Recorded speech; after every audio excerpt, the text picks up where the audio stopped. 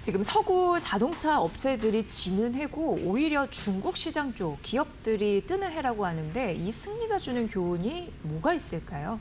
전기차 투자 전략 찾아보도록 하겠습니다. 윤석천 경제평론가님 모셨습니다. 어서 오세요. 네, 안녕하십니까? 네, 이거 좀 의미하는 게 좀 클 것 같다라는 생각이 드는데. 네, 그렇습니다. 예, 일단 서구권 자동차 기업들이 전기차 투자를 약간 좀 배제한다? 예, 그렇죠. 투자를 뭐 축소한다 이런 느낌이 있네요. 이게 예, 어떻게 된 그래서 일입니까? 사실은 뭐 대선장각 처리를 갖다가 했죠. 이게 네. 수백억 달러 규모에 달하는데 사실은 뭐 포드 우리가 이름만 들어도 알만한 스텔란티스, 그다음에 최근에는 혼다, 그전에 뭐 GM, 폭스바겐 등등 해서 사실은 EV 투자를 갖다가 일부 철회하거나 네. 뭐 거의 완전히 철회하는 방식으로 처리를 하고 있어요. 근데 이게 사실은 그 소비자의 어떤 수요 부족 때문이 아니라 지금 사실은 미국을 제외하고는 제가 거듭 강조하지만 전기차에 대한 수요는 계속 왕성하게 지금 어떻게 보게 되면 확대되고 있는 상황이거든요. 예. 근데 이 이유를 갖다가 소비자의 어떤 수요 부족으로 돌리고 있는 거예요. 근데 사실은 이게 이제 가장 큰 원인은 뭐냐면은 기업들이 스스로 자초했다. 그러니까 주로 북미 지역에서인데 이 규제 완화, 기존에 이제 이산화탄소라든지 온실가스 어떤 배출에 관한 규제 완화에 대해서 그걸 갖다가 하라. 그러니까 다시 말해서 내연기관차 시대를 오래 끌고 가고자 하겠다는 어떤 욕심들, 그런 어떤 로비 때문이다. 그래서 사실은 뭐 이게 이런 분석들이 막연한 어떤 추측이 아니라 그 영국 런던에 본부를 둔 비영리 전략 싱크탱크가 있습니다. 인플루언스 맵이라는 회사가 있는데 네. 이 회사의 어떤 분석 자료를 통해서 이걸 갖다 입증을 하고 있다. 근데 이 회사 같은 경우에는 아까도 말씀드렸듯이 이게 감정적 호소가 아니라 사실 데이터에 기반한 어떤 분석으로 굉장히 유명한 회사거든요. 이런 어떤 그 분석 결과를 내놓고 있는 겁니다. 예. 네. 근데 뭔가 지금 뭐 기업들이 스스로를 자초한 일이다 이런 네네네. 얘기를 했는데 약간 좀 답답한 국면인 것 같기는 합니다. 예, 그렇습니다. 예, 예. 그 사실은 뭐 아까도 말씀드렸지만 네. 그 최근까지도 계속해서 이어지고 있는 거예요. 작년에 거의 끝날 줄 알았는데 최근에 이제 혼다가 마침내 백기를 들었죠. 네. 뭐 혼다 같은 경우에는 이제 사실은 뭐 워낙 안 좋은 상황이기 때문에 전기차 투자를 갖다 집행할 사실 자금 여력도 사실 만만치는 않아요. 그럼에도 불구하고 어쨌든 전기차 투자를 갖다 취소했는데 이게 글로벌 전체적으로 묶고 보게 되면 한 95조 원에 달하는 대선 장각 처리입니다. 네. 이게 그 그림이 나올지 모르겠는데 가장 이제 규모가 큰 회사가 사실은 스텔란티스고요. 스텔란티스 같은 경우가 한 260억 달러 여기 네. 보시면은 그다음에 포드 만만치 않죠. 혼다 왼쪽에 있죠. 제너럴 모터스, 그다음에 저 위에 폭스바겐, 그다음에 포르쉐 그룹까지 어떻게 보게 되면은 이 대선 장각 처리를 갖다 계속 해나가면서 손실을 키우고 있다 이렇게 얘기할 수가 있는 건데요. 근데 이 막대한 손실은 아까도 말씀드렸듯이 자동차 회사들의 어떤 변덕스러운 로비가 자초한 결과다. 이런 어떤 분석들을 내놓고 있는 겁니다. 사실 미국만 놓고 보게 되면은 기업들은 미국의 그 온실가스 규제라든지 캘리포니아가 독자적으로 갖고 있던 배출가스 기준 등을 갖다가 폐지하거나 이걸 완화해달라고 계속해서 로비를 했죠. 그래서 이로 인해서 그 산업계의 가장 치명적인 어떤 규제의 불확실성을 갖다가 이게 사실은 스스로 키웠다. 근데 이게 무슨 말이냐면은 이게 이제 기존의 그 자동차 회사들, 가령 뭐 포드라든지 스텔란티스 같은 회사들 같은 경우에는 시간을 일단 벌려고 했을 거예요. 전동화에 필요한 어떤 시간들을 갖다가 중국 차들이 이제 너무 달려나가니까 중국 전기차 회사들이 어쨌든 이제 좀 시간을 벌기 위해서 사실은 이런 어떤 규제 완화라든지 이런 걸 갖다 계속 요구를 했었는데 근데 이게 사실은 그 뭐라고 할까요? 그 어불성설인 이유가 이 기간 동안에 오히려 중국 차들은 더 앞서 나갔다. 그러니까 괜히 어떻게 보게 되면은 그 시간만 낭비한 결과가 된 거고 이게 가장 그 어떤 불확실성을 키웠다는 거는 사실 경제에 제일 안 좋은 거잖아요. 산업이라든지. 어떤 경제의 불확실성을 키웠냐면은 기존에 안정되어 가던 공급망들, 가령 뭐 우리나라 기업들이 거기 배터리 공급망들을 다 완성을 해놨었잖아요. 그런데 이런 것들이 규제 완화로 인해서 어떤 북미 지역의 어떤 전기차의 급속한 둔화로 인해 가지고 굉장히 혼란스러운 상황에 지금 처해 있다라고 얘기할 수도 있는 거 아니겠습니까? 네, 네. 가령 그게 그 사실 배터리뿐만이 아니라 광물단부터 시작을 해서 소재, 배터리 완제품에 이르기까지 사실은 공급망 전체를 갖다가 굉장히 혼란스러운 상황에 몰아넣었다. 그게 스스로 불확실성을 키웠다라고 얘기할 수가 있는 거죠. 예. 네.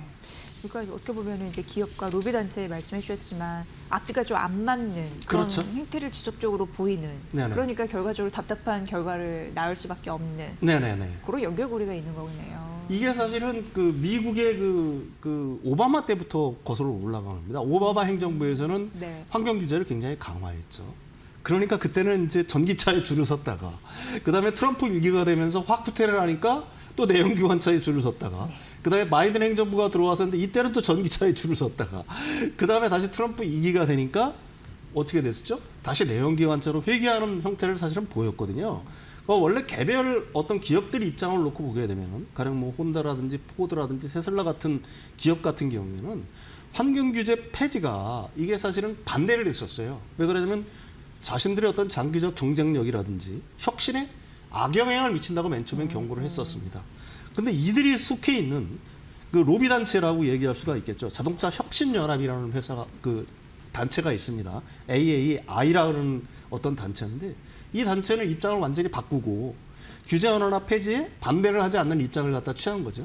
심지어 테슬라 CEO는 스스로가 전기차 회사이면서도 네. 사실은 트럼프 캠페인에 얼마를 했죠? 2억 8,800만 달러를 갖다 기부하는 아주 어떻게 보게 되면 자신의 어떤 정체성에 반하는 어떤 뭐라고 할까요? 그 행동들을 했다라고 얘기할 수가 있는 거고요. 기타 전기 트럭 제조업체를 대표하는 그 다임러나 볼보 등 이런 회사들이 속해 있는 회사들입니다. 또 다른 로비 단체인 그 트럭 및 엔진 제조 업체 협회라고 있어요. EMA라고. 여기도 역시 마찬가지입니다. 처음에는 반대했다가 나중엔 규제 완화나 폐지에 찬성하는 입장으로 돌아섰다는 얘기죠. 네. 그러니까 이게 어떤 의미를 갖고 있냐면은 사실은 로비 단체들은 일관된 어떤 뭐라고 할까 행동 지침이라든지 전략을 갖고 있어야 되는데 정치의 어떤 변화, 정치권이 가령 뭐 민주당에서 공화당으로 다시 공화당에서 민주당으로 민주당에서 공화당으로 바뀌는 데 따라서 거기에 줄을 서기 바빴다는 얘기가 되는 거죠. 그러면서 스스로 불확실성으로 몰아넣었다 이렇게 얘기하고 있는 거고요. 결국 이런 상황이 되다 보니까 기업들은 장기적인 계획을 세울 수 없게 되는 겁니다. 네. 가령 이 스스로라도 정치가 어떻게 바뀌든지 간에 스스로 우리는 장기적인 안목으로 전동화라는 게 어떻게 보게 되면 당위성이잖아요. 반드시 그리 갈 수밖에 없는 길인데 그렇다라고 한다면 거기에 더 매진을 했어야 되는데 정치가 바뀜에 따라서 정치에 줄을 서면서 스스로를 갖다 불확실성으로 몰아넣었다. 이렇게 얘기할 수가 있는 거죠. 네. 예.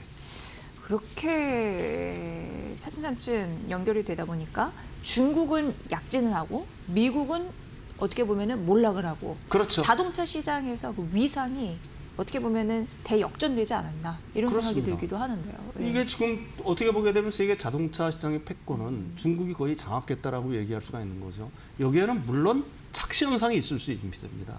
이게 순수하게 중국 토종 브랜드들이 만들어내는 게 아니라 사실 중국에 진출해 있는 성공 기업들 많지 않습니까? 예. 가령 뭐 테슬라도 있는 거고요. 가령 뭐 볼보, 가령 뭐 폴스타, 뭐 벤츠나 BMW, 심지어 현대차 같은 경우도 중국에서 만들어서 소나타 같은 경우에는 동남아로 수출을 하잖아요. 예. 이런 것들까지 일단 다 포함됐다는 걸 갖다 전제로 일단 말씀을 드리는 겁니다. 어쨌든 미국만 놓고 보게 되면은 미국 자동차 기업들이 내연기관 차량에 어떻게 보면 힘을 쏟는 동안 중국은 저 멀리 달아나고 있는 게 현실이라는 얘기죠. 미국에서의 어떤 자동차 시장이라는 거는 사실 이게 굉장히 간단한 문제가 아닙니다. 여전히 미국 GDP의 5%를 차지하고 있는 거고요. 미국 고용의 5%를 책임지고 네. 있어요. 미국 노동자들의 20명 중에 1명은 자동차 산업에 어떻게 보게 되면은 종사를 하고 있다는 얘기죠. 또 자동차 산업이라는 건 단순하게 어떤 소비자 산업이 아닙니다. 사실은 그거는 국가의 어떤 핵심 전략 기반 산업이라고 얘기할 수가 있는 거죠. 왜 그러냐면은 사실은 자동차 생태계가 일단 무너지게 되면은 로보틱스라든지 자율주행차 이런 어떤 미래 산업뿐만이 아니라 기존의 금속 가공이라든지 공작 기계 뭐 이런 것들은 어떻게 보게 되면은 방산 및 그 이중용도의 어떤 첨단 산업을 갖다 지원하는 어떤 인프라라고 얘기할 수가 있는 거잖아요. 이 자체가 사실은 망가지는 거거든요. 그렇게 붕괴가 될 수가 있는 거죠. 근데 여기서 보게 되면은 그 그림에서 보는 것처럼 이게 그 미국의 빅3가 있었습니다. 과거에. 가령 GM, 포드, 지금은 스텔란티스로 이름을 바꿨지만은 옛날에 그 회사가 뭐였죠? 갑자기 크라이슬러. 크라이슬러가 이제 스텔란티스로 넘어갔는데 어쨌든 그 세 회사가 1960년도만 갖고 있었던 미국 국내에서의 어떤 점유율은 사실은 90%를 넘었었어요. 예. 근데 지금은 얼마까지 떨어졌느냐? 이게 38%까지 떨어졌습니다. 계속해서 하락을 하고 있다는 얘기죠. 그 빈자리를 갖다가 뭐 가령 뭐 일본차라든지 현대차라든지 등등등 이제 뭐 이렇게 어떻게 보게 되면 치고 올라오는 건데 중요한 거는 미국의 어떤 자동차 기업들이 미국의 내수 시장뿐만이 아니라 글로벌 시장의 어떤 점유율도 지금은 이제 중국에 완전히 역전을 당했다는 얘기죠. 1995년에서 2022년까지 이렇게 긴 기간을 놓고 보게 되면은 중국이 차지하는 비중은 사실 1995년도만 하더라도 한 3%에 불과했어요. 네. 근데 22년도에는 이게 25%까지 3배 확 늘어났다는 얘기가 되는 거고. 반면 같은 기간 미국의 점유율은 23%에서 14%로 쪼그라들었습니다. 더욱이 최근 들어서 어떻게 보면 중국의 지배력이 더 강해지고 있는데 세계에서 자동차를 제일 많이 수출하는 나라가 어디냐? 우리는 일본으로 알고 있지만 23년도에 일단 중국이 추월을 했습니다. 중국은 491만 대, 일본이 442만 대고요. 25년에는 격차가 더 벌어져서 중국은 710만 대, 일본은 400만 대거든요. 네. 이 중에 40%가 EV라든지 이런 친환경차예요. 전기차로. 네, 물론 여기는 아까도 말씀드렸듯이 분명히 착시 효과가 있습니다. 아까 얘기했지만은 중국의 토종 브랜드가 아닌 테슬라라든지 뭐 볼보라든지 가령 뭐 폴스타라든지 벤츠 뭐 그러면 뭐 등등 현대차 같은 경우도 거기서 만들어서 동남아로 수출하는 거니까 이게 그 중국의 수출 물량으로 어떤 잡히는 건 잡히잖아요. 그럼에도 불구하고 어쨌든 세계의 어떤 뭐라고 할까요? 자동차 시장의 패권은 일단은 중국이 어떻게 됐든지 향후 어떻게 될지는 모르지만 현재까지는 장악하고 있는 형태가 됐다. 특히 미국과 그 중국의 어떤 자동차 분야의 그 R&D 어떤 투자 현황을 보게 되면은 중국이 훨씬 많아요. 그림이 여기 나올지 모르겠지만은 저기 보시죠. 그 아랫부분은 이제 $1,000당 얼마를 갖다가 R&D에 투자하느냐 자동차 기업들이. 미국 기업들은 한 $1.5를 투자하고 있는 거고요. 중국 기업들이 $4 이상을 투자하고 있는 거예요. 그러니까 그 섹터, 그 자동차 산업의 자신들의 기업 중에서 한 30% 정도를 중국 기업들은 R&D에 투자를 하는데 미국 기업들은 한 15%밖에 R&D에 투자를 하지 않고 있는 거거든요. 그러니까 격차는 점점 벌어질 수밖에 는 사실 없는 거고요. 중국 자동차의 어떤 국가별 점유율을 놓고 보게 되면은 상당히 놀라워요. 특히 이제 아주 중요하게 우리가 봐야 될 거는 여기 보시면 알겠지만은 이 뒤에 뭐 칠레라든지 가령 태국이라든지 에콰도르 같은 경우에는 거의 30%를 넘어요. 그러니까 이게 뭐 그 나라의 그 10대 중에 3대가 중국차라는 얘기고요. 그렇군요. 대부분은 지금 중국 자동차의 국가별 점유율을 놓고 보게 되면은 이게 대부분은 신흥국들입니다. 아직도 선진국에는 그렇게 많이 진입을 하지 못하고 네, 있는데 네, 네. 거의 신흥국 시장은 거의 장악을 하고 있다라고 봐야 되는 거고요. 이렇게 이제 그 선진국 시장에 이제 진입을 못하는 이유는 아무래도 선진국 시장들 같은 경우에는 그 중국차에 대한 어떤 믿음도 부족하고 중국차를 막고 있죠. 특히 미국 같은 경우에는 거의 틀어막고 있는 거고 EU 같은 경우도 이제 전략적으로 사실은 서서히 장벽을 높여가는 단계다 보니까 그 주로 선진국보다는 어떻게 보게 되면 신흥국으로 수출이 집중되고 있는 건 사실이다. 그럼에도 불구하고 우리가 중국차의 어떤 약재를 갖다가 눈여겨봐야 될 거는 이런 지정학적 리스크를 피하는 우회 수출 전략을 굉장히 많이 취하고 있어요. 위에 보시면 그 멕시코 같은 경우 있죠. 그 점유율은 7.7%밖에 안 되지만 두 번째. 네. 사실은 이 중국산 차가 제일 많이 수출되던 데가 기존에는 러시아였는데 이게 지금 멕시코로 옮겨갔거든요. 이렇게 옮겨간 이유는 뭐냐? 멕시코를 갖다 터전으로 삼아서 북미나 아니면은 뭐 남미 지역으로 진출을 하겠다는 어떤 욕심들이 있는 거고요. 요즘 들어선 최근에는 중동 지역으로 굉장히 많이 수출을 하고 있어요. 아, 그렇겠네요. 중동이 큰 시장이니까. UAE나 뭐 이런 쪽으로 굉장히 많이 수출을 하고 있는데 이쪽을 통해서 중동뿐만 아니라 북아프리카 쪽으로 이제 전략을 갖다 수행을 하고 있는 거고 최근에는 유럽은 이제 전기차에 대한 관세를 높이면서 메이드 인 EU를 갖다 강조를 하잖아요. 그러니까 그걸 갖다 피하기 위해서 헝가리나 스페인에 이제 생산 기지를 마련하는 등으로 이런 어떤 우회 전략을 갖다가 굉장히 쓰고 있다는 얘기죠. 어쨌든 그러니까 미국산 차량들이 주춤하고 유럽의 어떤 차량들이 주춤한 사이에 뭐 어떻게 보게 되면 시장 자체를 갖다가 중국산이 거의 전 세계 시장을 갖다가 장악을 해나가고 있다. 여러 가지 전략을 통해서 이렇게 요약은 할 수가 있을 것 같아요. 네. 예. 근데 평론가님 이게 네. 이 위협이 일본의 그 과거 그 네. 공세보다 훨씬 어떻게 보면은 리스키, 위협적이다 이런 얘기도 나오는 것 같습니다. 일본차가 예. 1980년대, 1990년대죠. 일본차, 유럽차가 약진을 했죠. 근데 그때는 뭐냐? 같은 내연기관차의 어떤 경쟁이었단 말입니다. 패러다임 전환이 안 일어났다는 얘기죠. 근데 지금은 어때요? 완전히 패러다임 전환이 일어나고 있는 상황이잖아요. 근데 여기서 내연기관차에 집중을 하느라고 북미 자동차 회사들은 새로운 시대에 적응을 어떻게 보면 못하고 있는 거예요. 그러니까 지금이 훨씬 더 어떻게 보게 되면 위험하다라고 얘기할 수가 있는 거고요. 미국의 어떤 OEM들한테는. 왜 그러냐면 중국은 이미 광물부터 시작을 해가지고 배터리, 소재, 배터리, 그 다음에 고도화된 전장 능력까지 완전히 수직 계열을 해나가면서 경쟁력을 갖다가 계속해서 쌓아나가고 있는 거거든요. 그런 상황에서 지금 미국은 어때요? 내연기관차에 자꾸 법의 힘을 빌려서 규제 완화를 통해서 그 시대를 그냥 연장해 나가려고 하는 이런 어떤 행태를 보이고 있기 때문에 사실은 미국의 자동차 회사들은 심지어는 이런 어떤 전망까지 나옵니다. 가령 그 코닥이라든지 코닥 같은 경우에 디지털 카메라를 먼저 개발을 해놨었지만 필름 카메라에 안주하다가 디지털 카메라 시장에서 완전히 도태됐잖아요.